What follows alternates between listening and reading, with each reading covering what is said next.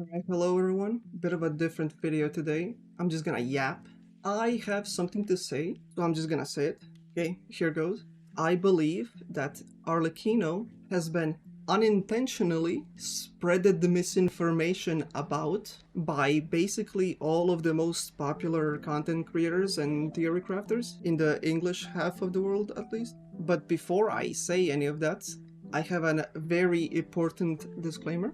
I am not trying to make this a drama video. I don't have any beef with anyone who gets mentioned in the video. I apologize for the potential clickbait that the title and thumbnail are gonna be. I don't know what it's gonna be yet, but it could be spicy.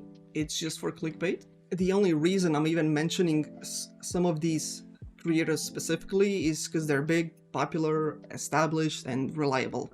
That's it. This is not a problem with them specifically. It's probably not even a problem at all. It's just waifus in a gacha game, right? There are bigger things to worry about. But still, this has been on my mind since like a month after Arlecchino released, so like over a year and a half by now. And I want to talk about it, so I'm gonna talk about it. Also, everything that I say today is my opinion. I'm gonna get to why I think my opinion specifically makes it worth listening to in a second. But at the end of the day, it is just an opinion. No matter what, it does not make it any better or worse than anyone else's. In fact, I could just be wrong. I could be the crazy person. Not that I'm calling anyone crazy. But yeah, this is what I believe in, and if I'm wrong, so be it. But you can watch the video and make your own mind. Now that that's out of the way, let's get to yapping. What is this whole thing about? Basically, I think that Arlecchino, gameplay-wise, like kit-wise, is not like any other character in Genshin, and that content creators, specifically those who cover multiple characters, you know, usually when they come out, so like guide makers and meta people, they've made the mistake, in my opinion, of treating her the exact same way they would treat other characters. So they would use the same calculation templates, same guide templates, same teams, team archetypes, same philosophy, same testing, same everything, same showcases. And I think that was an unintentional mistake that has costed severe reputation, quote-unquote, damage to Arlecchino, specifically in regards to her pull value, quote-unquote. Obviously, pull for who you like and all that stuff, but when it comes to the arbitrary terms of value for people who care about that, I think Arlecchino is severely undervalued and underappreciated and understood. So let me go a bit more in depth. Say you're an average guide maker and a new Genshin character comes out. What do? Well, you pull for them when they come out. You maybe pre-farm a little bit beforehand. You play them in Abyss or Onslaught. Try out a bunch of different teams. Try out some weapons, artifacts, whatever. Make some calculations on spreadsheets. Basically, there's already a pre-established rhythm that you use. And why I think that was bad for Arlecchino specifically is because she does not fit into that script, that style, that template very nicely. Doing it in that way kinda ends up overlooking a lot of, in my opinion, very important things. And it ends up creating a cycle of misinformation, which becomes like a self-feeding, self-propelling thing. And we end up in the disastrous consensus of Arlecchino that we are in right now. And why do I think this is a problem for only Arlecchino? Well, it's just because her kit is different. And not only in the way that, oh, she's the only character who can't heal. I think the entire philosophy of her as a character is different. And I think that there is a lot of depth that just hasn't been explored as much, which could unironically save people primo gems. This is actually my main goal of the video, to help people understand just how incredibly flexible and versatile Arlecchino is when it comes to pull value, quote-unquote, again. Because I've been seeing a lot of, oh, she's been power crept, oh, she's not good anymore, oh, C1 Hu Tao is just better, this, that. And I've also just seen too many examples of bad rotations, bad execution, bad calculations, or not necessarily bad calculations, they were accurate, but there are things that can be done which could affect the way they look drastically. But before I get into that, I want to say I've already recorded the main subject of everything that I have to say, and I didn't end up bashing anyone. But for the clickbait and also a little bit for the just to set the tone of how overlooked the problem is, or I should say how confident and casual it is. So I want to show examples of just a few content creators being wrong, in my opinion, right? Stuff like this or this, where the calculations are completely correct, but can be optimized in so many ways that make a huge difference. Or like Zajev, for example, where thinking basically every one of his videos where Arlecchino is mentioned, the background footage has Arlecchino being played completely wrong. Or like if you go on YouTube and type Arlecchino guide and you click on the first video with 1.3 million views, why is he using Kazuha's burst? Why is he infusing it with Pyro if you're just gonna swirl Pyro again? How did you miss the vape on both the charge attack and the first normal attack? And then later in the video, what is this? 1, 2, 3, 4, 5. Five viable or recommended options when there's only just one. And I will get to that in a second, but it's this. Hey, what's up, guys? Welcome to a complete and detailed Arlecchino guide. This conference, the complete and detailed Arlecchino guide. Oh, complete and detailed Arlecchino calculations. Complete and detailed Arlecchino meta standings. The conference. It makes viewers believe anything they say like much easier, which like over time like ends up shaping opinions, and we get to where we are now, where I feel like people are wasting primogems because of advice from their favorite reliable content creator or theory crafter. Okay, so that was me very poorly trying to explain what I mean. Now we're gonna get into the actual example, and you're gonna see just how much drastically it can influence how you view a character. Alright, let's go over an example of accurate calculations that still end up sending the wrong message. So in here, for example, we have a Arlecchino melt calc by Flip or Vanfi. I don't remember which one specifically, but they're both respected theory crafters, where they were using this calc to compare her to Varessa. And like if you look at it, right, it fits pretty well, right? Bennett, Sapwood, Noblesse, okay, Zitlali, TTDS, Scroll, and Shilonen Fab Instructor. And we end up with around 88.3k DPS. Pretty good. And so what I did was I recreated, at least as close as I could get, I recreated this whole calc. So Whimsy, Arlecchino, Ballads, here, Sapwood, Bennett, Sitlali, TTDS, whatever, all of it. And I ended up getting pretty close to the original, about 1.8k DPS difference. I think that's close enough to where it could be a rounding error, since I only use like 1 decimal. But it's either way, it's just 1% difference. I think it's fine to use this as the baseline.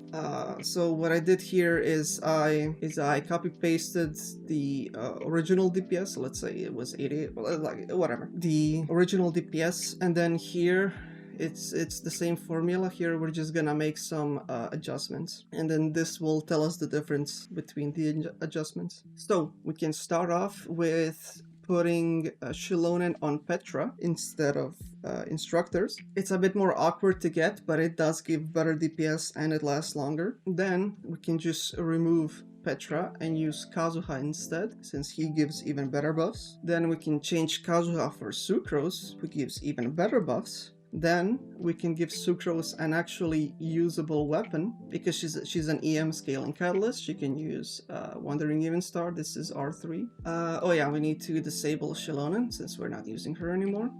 And now we could remove the melt. The big melt hit from Sislali, you lose about half her damage. In exchange, we don't cancel a charge attack, so we end up doing even more.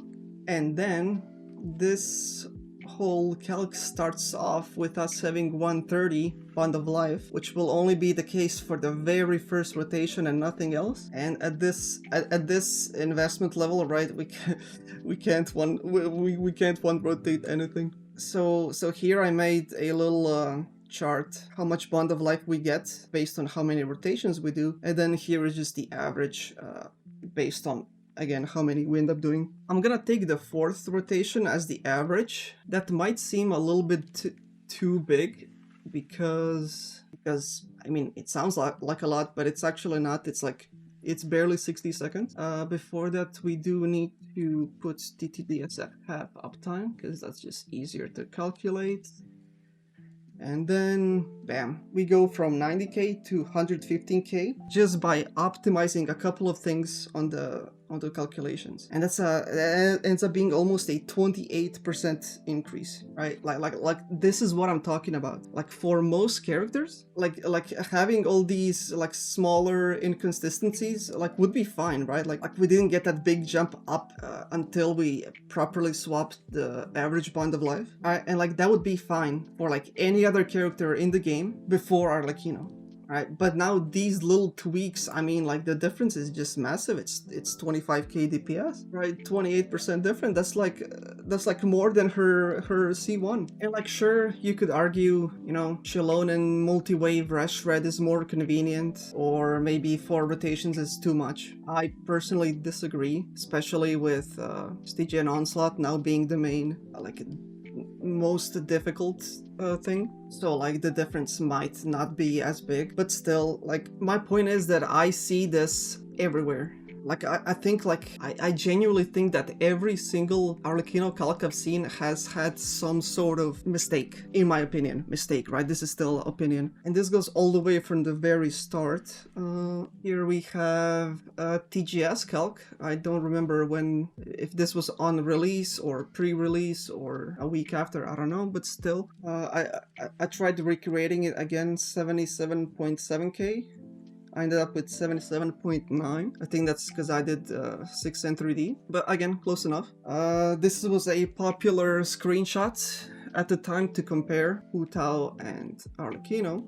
The Yelan calcs at the time were actually, a lot of them didn't use this rotation. I think TGS was the first one that I've seen that used this double swirl. Like, this is still the best Yelan rotation, so shout out for that. And like, even then, like in this example, Yelan only has half Hydro Swirl chance, which I don't know why that was necessary. I've played this rotation many times, and like there's no like underlying auras that change the way you can do the second rotation. Like you can just keep doing it. Maybe TGS assumed that it's like an average person wouldn't be able to do it consistently, but I think it's pretty easy. But if we go to Yelan in this team barely has any buffs, barely, right? So this VV and damage percent actually go a huge way, even at KQM level. And if we just change this to, we already get like, how much was that? Like almost 4k DPS. And then again, that was just the first rotation. This team has a bit longer rotation, so let's use the 3rd average bond of life. Wait, that's a big difference. Right, we go from 77.7 to 91, and that's all at KQM investment, which these days, I mean, just think about how different Genshin was when KQM standards were implemented first. I think it was around 1 point something, like 1.0, 1.1, 1.2, something around there. Basically, we didn't have Strongbox, we didn't have elixirs, we didn't have dust, we didn't have artifact XP in the battle pass, we didn't have artifact XP in the weekly challenges, we didn't have like custom made artifact routes that feel like they were designed by Hoyoverse themselves. Lots has changed since then. I personally think that KQM standards should have been abandoned like 3 years ago, right? With all due respect, right? They've carried the theory crafting consensus for years now, but like talent level 9, like 26 to 28, maybe 30 substats, that's like sad these days. That's just sad. You want to know what the difference? Like, look, this is the average Arlecchino KQM Melt Fjords R1, 111k DPS, pretty good. But when I switch to my main build, which is 32 substats and signature weapon, the only difference being Bennett on a higher base attack weapon as well. Wow, The difference is literally 70k DPS, just from a better artifact set and signature weapon, and Bennett, of course. No other character other than Mawika, but Mawika is just comically broken, right? Let's just pretend she's not real for a second. No other character has this much of a difference, because Skirk doesn't even deal more than 70-ish% of the team's DPS. So it's just Arlecchino, or at least it was when she came out. I don't know that much about the other DPSs, so I can't confidently say anything. Which leads to another quirky problem, and that is when you're using KQM standards, small percentage differences don't end up being perceived as important as they are. For example, the difference between 4-piece Whimsy and 4-piece Glad is less than 6%, but the actual DPS increase is like 10k. If I were to compare my builds to Mr. Kamsak, Mr. Zaox, who has an insane 4-piece Glad, like juicy ratio, lots of EM, lots of attack, like 35 substats compared to my 32. Yeah, the difference is pretty much 10k on the dot. Yeah, that's pretty surprising, right? That doesn't feel like it should be true, but it is. Like, the calc I've used for my own build is literally, like, I confirmed it with in-game testing. Like, 6% never feels like it should be 10k. And before Arlecchino, actually before Sitlali, it wasn't, right? But it's still like less than 6%. So like when a guide maker hears from like many reputable theory crafters that the difference is like 6%, they're gonna go and say, yeah, like 4-piece Glad is a viable alternative. And then 1.4 million people will see it, and we end up with this, where like almost 30% of all Arlecchino players don't have 4-piece Whimsy. I bet that difference, like no matter which team you're playing, like in non-melt teams, it's obviously not that big of a difference, but it still is. I bet that small difference makes a difference in Stygian Onslaught, where every second counts. And then you get people like, oh, guys, my Arlecchino is weak, I can't clear Stygian Onslaught anymore, I can't clear Abyss anymore. And then they tell their friends, and then the friends like who like never had Arlecchino hear from other people who heard it from like whoever, and then it becomes, yeah, just guys, don't pull Arlecchino anymore, don't, just skip, she's been power crap, she's not good anymore. Right? I feel like we have kind of entered that point now when it's literally the opposite. Like, people are unironically shocked to learn that you can use C0 Arlecchino to clear any Stygian Onslaught boss. Like, they are unironically surprised when that should never be the case, because Arlecchino is extremely versatile, right? So here, for example, Tolpa, you can just play normal Arlecchino. In this one, you just play Burning or in this one, you just play double cryo, right? Because you can do that. In this one, you just play overload. In this one, you just attack slowly. In this one, you just play Yelan Official or Inefa, right? Here, you just play overload with Official again. For this one, you can just play Bloom, but that's kind of a llama cheese, so like, doesn't really count. But it's like you can just use an Arlecchino team. And then here you might need an Efa. I haven't actually completed it because I fucking like I got sick of it midway. But yeah, but I've been using C0 R1 Arlecchino from release, and literally not a single thing came out, not a single event, not a single Abyss, single Imaginarium Theater, single Stygian, single anything, like literally anything that she hasn't been able to take care of. Literally not a single time, except when like, actually, no. Even the Natlan Pyro enemies weren't, like, immune to Pyro. They just had Pyro Aura. Like, C0 Arlecchino is the solution to 99% of problems in, like, combat events, scenarios, whatever. And nobody knows that. Like nobody knows because they don't, like, I don't know, like is it wrong of me to blame content creators and guide makers and meta people for them saying like, no, Arlecchino is not good anymore, she was never good, she was comparable to Nuvalet, which by the way she wasn't even close. Like I don't know, man, I don't know what to think anymore. Though, to be fair, I think some of it's does come from just the game and like the different kinds of characters we've had released. Where, like, at the start we only had Novelette, who had the elemental passive thing, and then lately we've had Mawika, who requires Natlan characters to function, Skirk, who can only be used in the freeze teams, right? Other Natlan characters seem to want, right, Flint's is like a completely different unit if you don't have Inefa or Aino, but like you can get Aino for free, so like whatever. Like we are getting so many of these restrictive, like even Chaska and Kinich as well. Like you need like you need specific things to make them work, but like not for Arlecchino. Like she's, hold on.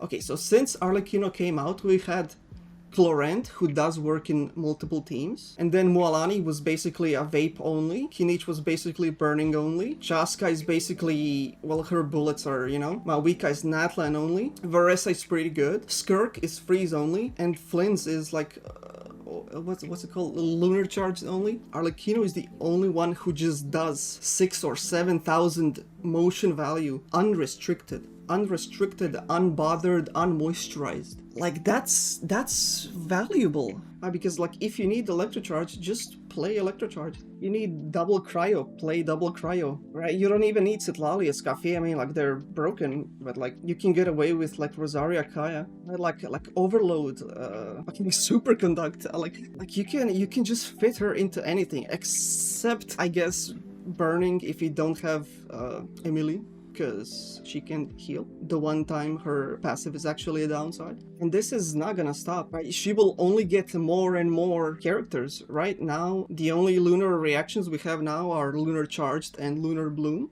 which also enables her to use this new artifact set, which is pretty cool. But what happens when Columbina comes out? What happens when, I don't know, Yahora, or like, I don't know, like what if we get a Lunar Melt or Lunar Vape? What if, get this, what if we get a Bond of Life support? Right, Arlecchino is still one of the only characters who doesn't have a dedicated support. She doesn't have her own Cloud Retainer, she doesn't have her own C6 Farzan, her own Citlali, her own Escaffier, her own Chilonen, her own Inefa. Like, she doesn't, right, like, not only is she versatile, she's going to become more versatile. And I think it's crazy to say that she has been power crept, which, like, yes, it's true. Technically, Mawika just does way more damage, right? Like, even more so now with the new animations and stuff. But again, Mawika is comically broken. Comically, it's not even like it's a joke. Skirk does do more DPS in her one team, and that's like the only team where she works. Team Archetype, I mean. But like everywhere else, and it's a big video game with lots of different bosses who all have their own gimmicks, Arlecchino just fits in, and she unlocks the door. Because she is actually just that good. She always has been.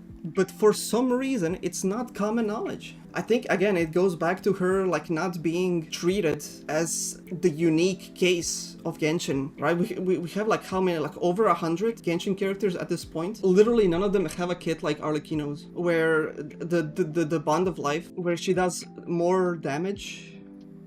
Whatever, y'all know how it works. She front loads her damage without any overkill. Like, her first entry is like more than half, does more than half of the damage of her last N3D, right? Which means she takes advantage of buff uptimes, right? Which is something most calculations don't even consider. She reaches HP breakpoints faster, all while not having the downside of overkilling, because her front load is segmented into 18 different chunks. So like if you do overkill, it's only a little bit, but nobody talks about it. Like it should be praised, in my opinion, right? Like I'm not even saying this as an Arlecchino main. Like, for me, Shenhe is my goat. Like, I'm genuinely saying this because I think this is costing people primo gems. Like, why would you get one Flint, one Nefer, one Columbina, one Kinich, one this, one that, when you can just get one Arlecchino and like fill I genuinely think this is costing people primogems. And like she's also stupidly easy to build. Like this weapon with Bennett goes crazy. Her battle pass options are really good, and then plenty of 5-star. Like even Calamity Queller is one of her like stronger options. Not to mention Jade Spear being incredible, which is free from the weapon banner. Well, you know, not free technically, but you know what I mean. And then like if you have Citlali, all she needs is TTDS. If you have Sucrose, C0 Sucrose, perfectly usable, right? You don't need Bennett constellations, like they help, but you don't need them. You don't need Fischl constellations, they help, of course, right? Ian-san does kind of like constellations, but still not necessary. Like it just boggles my mind. Like she's cheap, she's versatile, she has many weapon options, she fits in so many teams. Like how is this character skippable? Oh, and her AoE as well. Her AoE is like slightly smaller than people just don't know how to use it. Like if you have this character, have a decent build, level up only her normal attack talent, and get like a decent weapon, like she just does everything. She fixes every problem, and she's future proof because she has no restrictions. Whatever, again, this is just my opinion.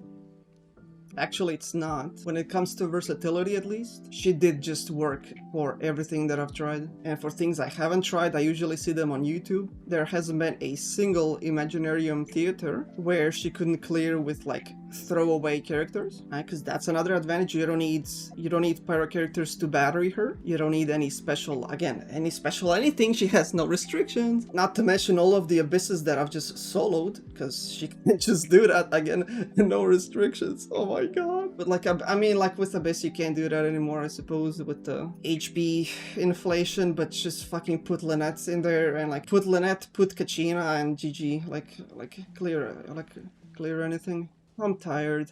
For like over a year and a half, I have been just the amount of bullshit that I've seen. I'm tired, boss. Yeah, I made this video. Hopefully at least one big streamer will see it, content creator, whatever, and there will at least be a discussion, no matter how short, right? If it's just, wow, this person is an idiot, they should shut the fuck up. Or maybe it's like, okay, maybe we were wrong.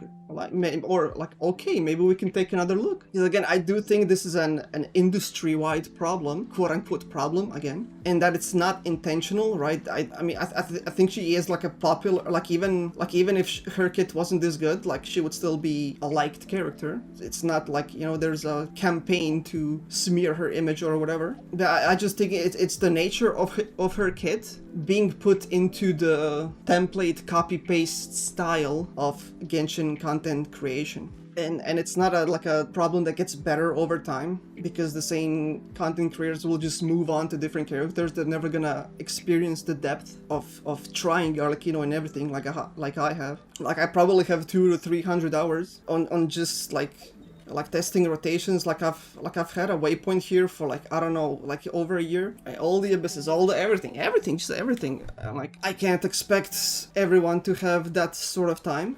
So here I am just speaking about it. Now whether it means anything, whether it changes, I hope something does change, but if not, again, I could just be wrong. I feel like I'm not, but I could be. I don't want drama. Hopefully there wasn't drama in this video. Hopefully I wasn't too mean. If I did sound mean, I like it's not like, you know, just I'm chill. Like it's just like it's been like on my mind for like a while, and now like I'm finally speaking it out loud, so I get like a little bit excited here and there maybe, but like it's chill, we're chilling. You know, like we could all chill inside my bedroom. Yeah. But yeah, I hope I've changed some opinions, introduce some new ideas. Maybe at the very least we could move on from KQM standards, please. Again, with all due respect to KQM standards and everything that it's done for the community, right? So it's not just for Arlecchino, but I don't have any solutions to offer. Maybe like a 32 substats baseline with like 27, 28 of them max being crit, and then like one flat stat for, I don't know.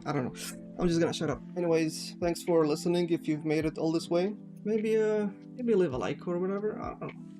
And like, yeah, I guess. Bye.